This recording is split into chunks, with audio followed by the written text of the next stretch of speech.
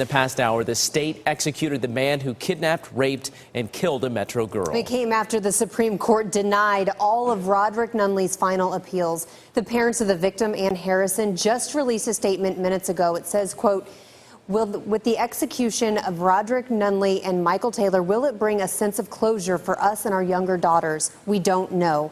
If this is the only form of closure we receive, then we will gladly take it. New at 10:41 Action News reporter Brian Abel talked with Harrison's childhood friend and has more. Brian. Well, here at Cave Spring Park is Ann Harrison's memorial. She would be 41 if it wasn't for the tragic events of March 22nd, 1989. And today, as the last of her two murderers is executed, a childhood friend remembers Ann Harrison's brief but loving life. That stays with you. Carrie Endicott Willis grew up with Ann Harrison. The two played on multiple sports teams together. Everybody liked her that met her. She had a really kind smile. She played a lot of sports. Harrison was a musician too, playing the flute. In high school, she skipped the softball season to spend time with her boyfriend who was battling cancer.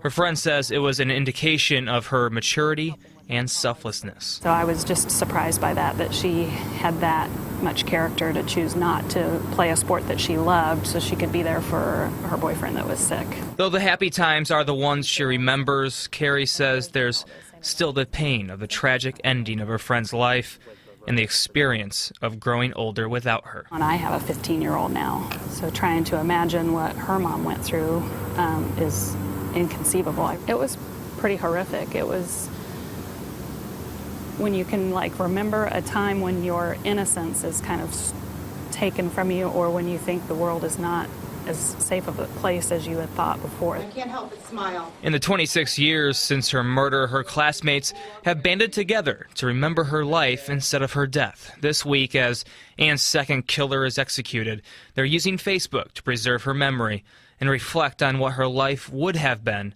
if it weren't cut so short. We all are married with kids and different careers and moved to different cities, and it does at different times make you think what would have been with Ann. She was such a great person. I know she would have done wonderful things and had a huge family, I'm sure.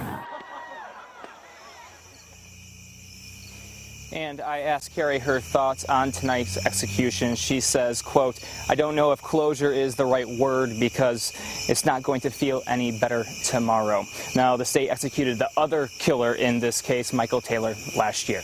Reporting live at Cave Spring Park, Brian Abel, 41 Action News. An ending to a very tragic story, Brian. Thank you. And just about 30 minutes ago, Attorney General Chris Coster released this statement saying, quote, it has taken 25 years to get him to the execution chamber.